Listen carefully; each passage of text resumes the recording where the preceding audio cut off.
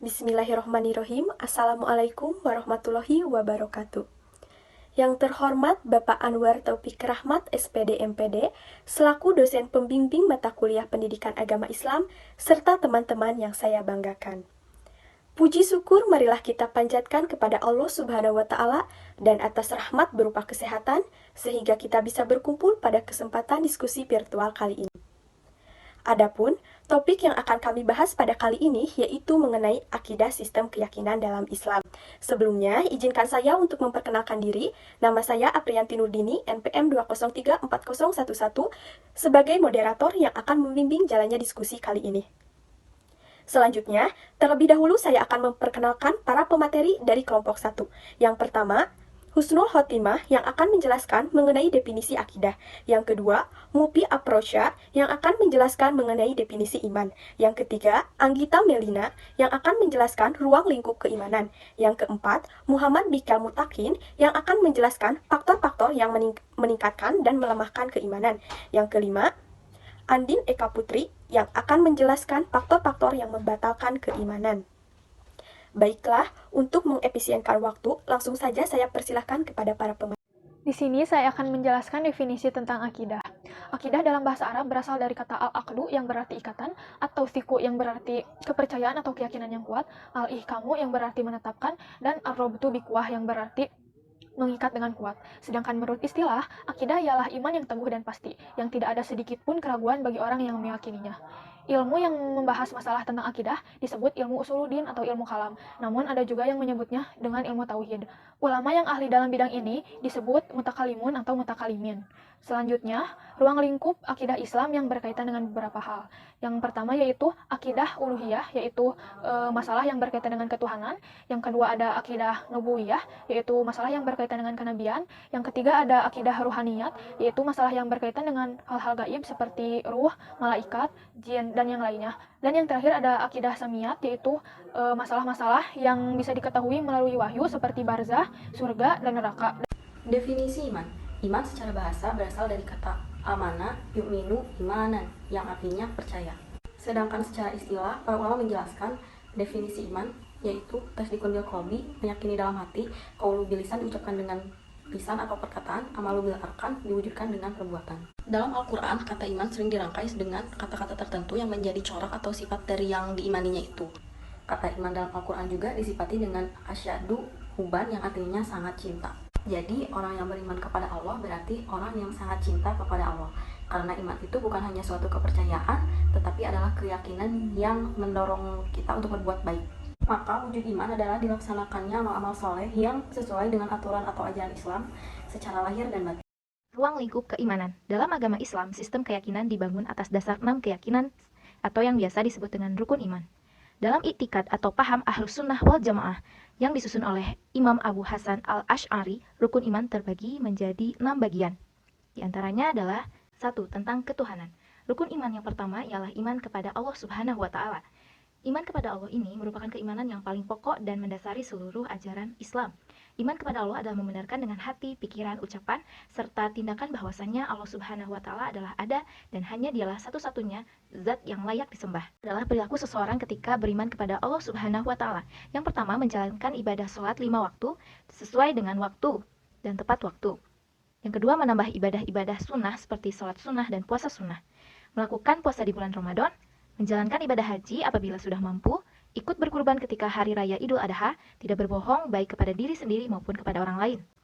Yang kedua itu tentang malaikat. Rukun iman yang kedua adalah iman kepada malaikat.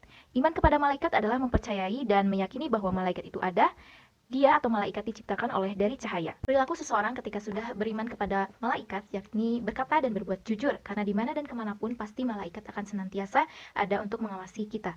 Yang kedua, tidak menyebarkan berita bohong ataupun hoax. Yang ketiga, senantiasa untuk tetap berusaha dalam memperbaiki diri sendiri dari waktu ke waktu. Yang ketiga, yaitu tentang kitab suci. Rukun iman yang ketiga adalah iman kepada kitab suci, yaitu kitab Allah.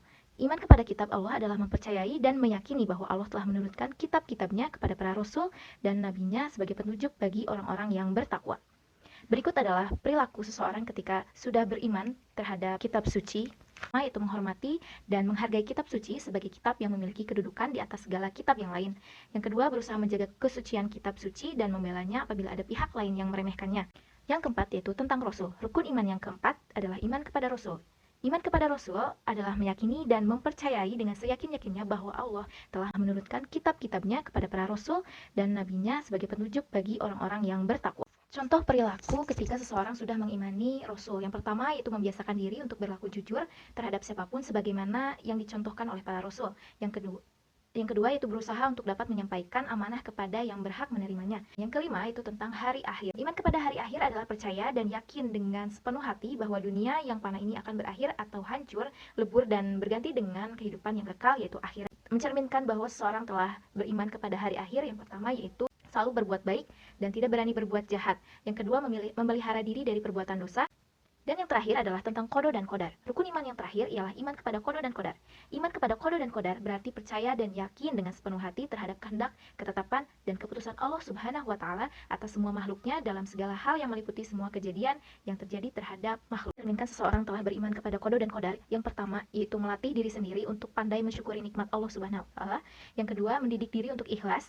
Yang ketiga, cukup tenang dalam hidup ini, tidak mudah terpengaruh oleh lingkungan. Yang ketiga, melatih diri untuk sabar dan tabah apabila usahanya belum berhasil seperti yang diharapkan. Yang meningkatkan dan melemahkan keimanan. Ada beberapa hal yang dapat membuat keimanan meningkat. Yang pertama, mempelajari ilmu Al-Quran ataupun hadis sesuai dari sumbernya. Yang kedua, merenungi dan menatapakuri ayat-ayat karunia. Yang ketiga, memperbanyak dan melaksanakan ibadah dengan ikhlas. Yang keempat, mengingat kematian. Dan adapun faktor internal dan faktor eksternal yang dapat melemahkan keimanan. Yang pertama, faktor internal. Yang pertama itu kebodohan, ghaflah atau kelalaian, dan ketiga itu maksiat. Dan yang faktor eksternal itu pengaruh setan, pengaruh dan fitnahnya, terus pengaruh pengikut kejelekan dan berkawan atau bergaul dengan orang yang suka berbuat kejelekan. Nah, ada ciri-cirinya nih yang kalau misalnya kita tanda-tandanya kelemahan iman. Yang pertama, berbuat maksiat walaupun sedikit demi sedikit. Yang kedua, tidak menerima nasihat apapun karena hatinya keras. Dan ketiga itu tidak khusyuk saat melaksanakan ibadah. Faktor-faktor yang membatalkan keimanan. Seseorang akan batal imannya atau keluar dari agama Islam apabila melakukan beberapa hal yang dapat membatalkan keimanan. Para ulama menyatakan bahwa yang membatalkan keimanan adalah yang pertama, syirik. Secara bahasa, syirik adalah menyekutukan dan menyamakan. Sedangkan secara istilah ialah mempersekutukan Allah dengan selain Allah. Syirik terbagi menjadi dua. Yang pertama adalah syirik ashar, yaitu syirik kecil, yaitu menghapus semua pahala dan tidak kekal dalam neraka. Sedangkan syirik akbar atau syirik besar, yaitu menghapus semua pahala dan dimasukkan ke dalam neraka selama-lamanya. Yang kedua adalah kufur. Kufur secara bahasa adalah menutupi, sedangkan kufur menurut istilah adalah tidak beriman kepada Allah dan Rasul-Nya, termasuk orang yang mendustakannya dan meyakini Allah dan Rasul-Nya, akan tetapi tidak mau tunduk dan patuh terhadap perintah dan larangannya. Yang ketiga, nifak. Secara istilah, nifak adalah menampakkan keislaman dan kebaikan tetapi menyembunyikan kekufuran dan kejahatan, atau nifak bisa diartikan ketidaksesuaian antara kenyataan dengan keadaan sesungguhnya. Yang keempat adalah ridah. Ridah secara bahasa adalah kembali, sedangkan ridah secara istilah adalah kembali kepadaku kekufuran setelah beriman. Orang yang ridah disebut dengan orang yang murtad. Murtad terbagi menjadi tiga. Yang pertama, murtad ucapan. Murtad ini sangat banyak sekali dan paling sering terjadi umpannya. Dia mengaku dirinya sebagai nabi, sebagai malaikat, bahkan sebagai Tuhan, menyebutkan manusia dengan hewan yang najis. Yang kedua, murtad perbuatan, seperti menyembah selain Allah, umpannya menyembah berhala, menyembah pohon kayu yang besar, dan lain-lain. Yang ketiga, murtad itikad, keyakinan, seperti meyakini terhadap sesuatu barang atau benda, dia meyakini bahwa benda tersebut mempunyai kekuatan. Baik, terima kasih kepada para pemateri yang telah menyampaikan dan memaparkan materinya. Semoga materi yang telah disampaikan dapat bermanfaat khususnya bagi kami dan umumnya bagi rekan-rekan semua. Baik, pada diskusi kali ini dapat disimpulkan bahwa pada hakikatnya filsafat dalam bahasan akidah tetap bersumber pada Al-Quran dan Sunnah.